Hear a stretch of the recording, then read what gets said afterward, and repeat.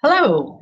I want to welcome everyone and thank the GMAT Club for inviting me to take part in Where Did They Get In?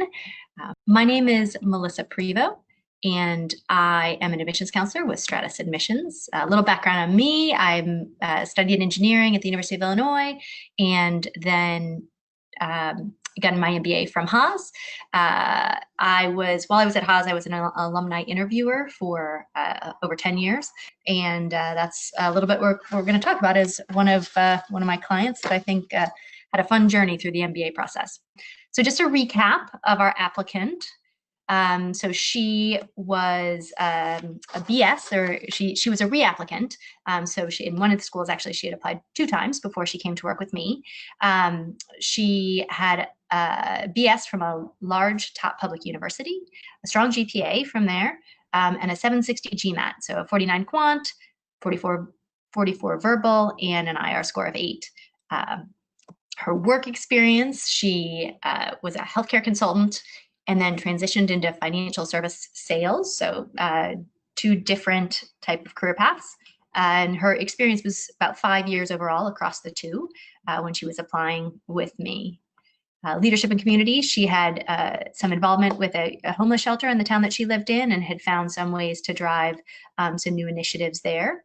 And her recommenders: she used her current and past supervisors. So these are, I think there's 5 key ways that admissions walk through and evaluate candidates.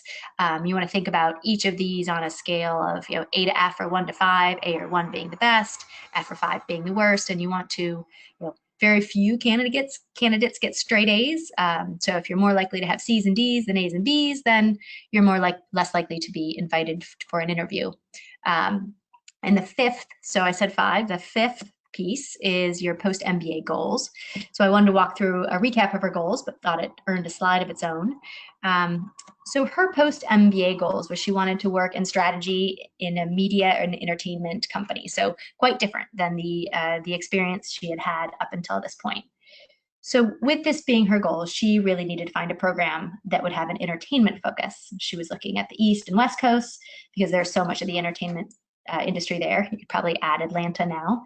And the ability to keep, she really wanted the ability to keep her love of art through classes outside of the MBA program. So those were things that were important for her in an MBA that she was looking for.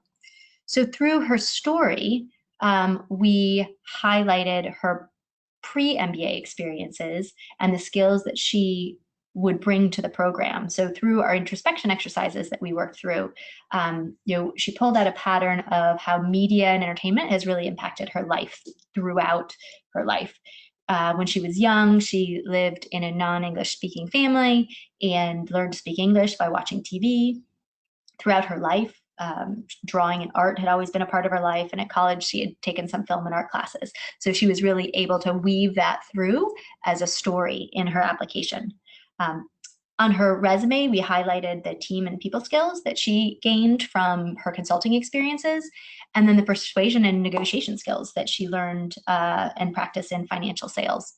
And then another theme we used was her range, so her ability to be a problem solver and pick up and actually used her differing experiences to show her range. She could pick up and be successful in a completely new industry. So where did she get in? So she applied to UCLA, Stern, Yale, and MIT, was interviewed at UCLA and Stern, and then was accepted to both UCLA and Stern, and got a very large scholarship from UCLA. So she is now at UCLA and really enjoying the program for all that she was hoping for. So reflections. What did she do well?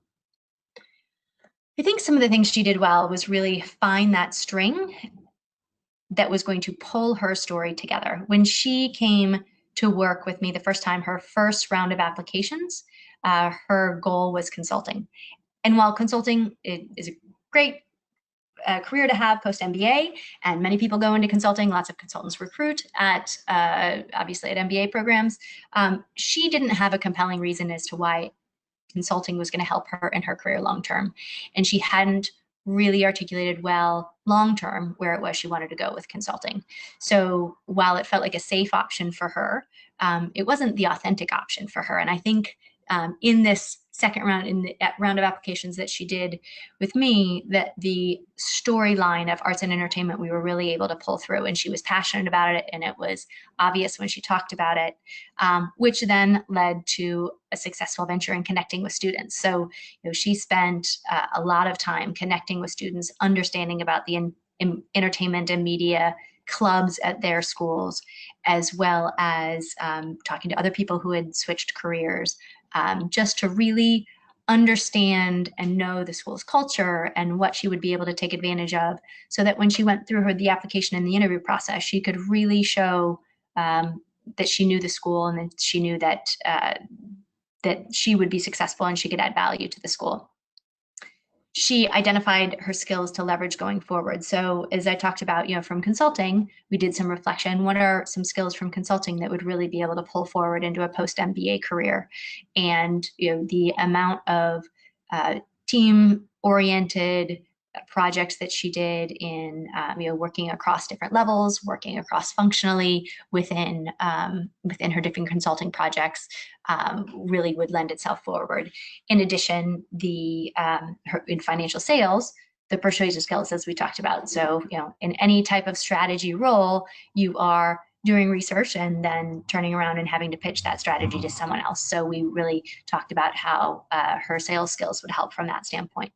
And I think she chose and prepped her recommenders well. So she, from one year to the next, she was pretty early in her second role when she applied before. So she was able to spend some more time really developing that relationship. And so her recommender was able to speak more to the value that she had added to the organization. And I'd say she also, from her prior role, she maintained a good relationship with her prior supervisor that was able to recommend her as well. What could she have improved?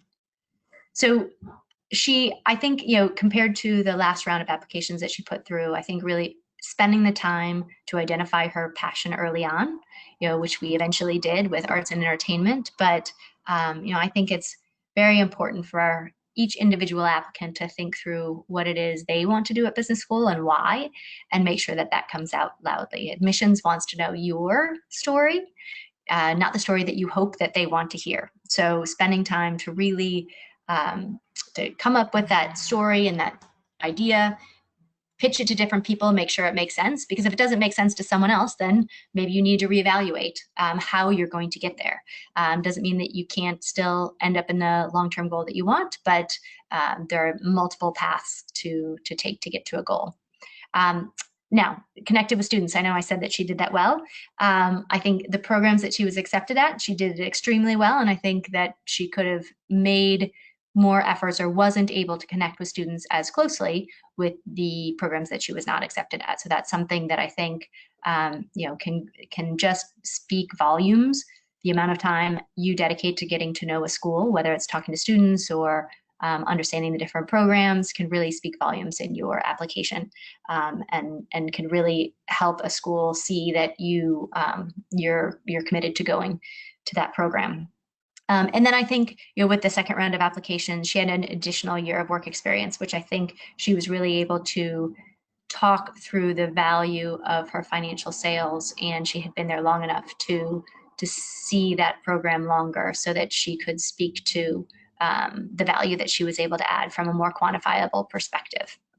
So real quick, admission consulting, I'm sure you are all aware, we're a little bit like personal trainers, but for the MBA, our goal is to save time, clarify your goals, help you through the entire process. And just a little bit about Stratus. We work with clients every year to get into top programs. You can look at our ratings online. What I think is important and unique about us is we have a team-based approach, and we have a 4-school guarantee. If you work with us on 4 or more schools in round 1 and don't gain an admittance, we will do 2 more for free in round 2. So something that's just unique about us. So if you'd like to discuss your profile further, please sign up for a free 30-minute consultation. We love to get to know clients and understand their story, so we can figure out how we can help make your application stronger for the upcoming application cycle. I want to thank the GMAT Club again, and look forward to talking to some of you later.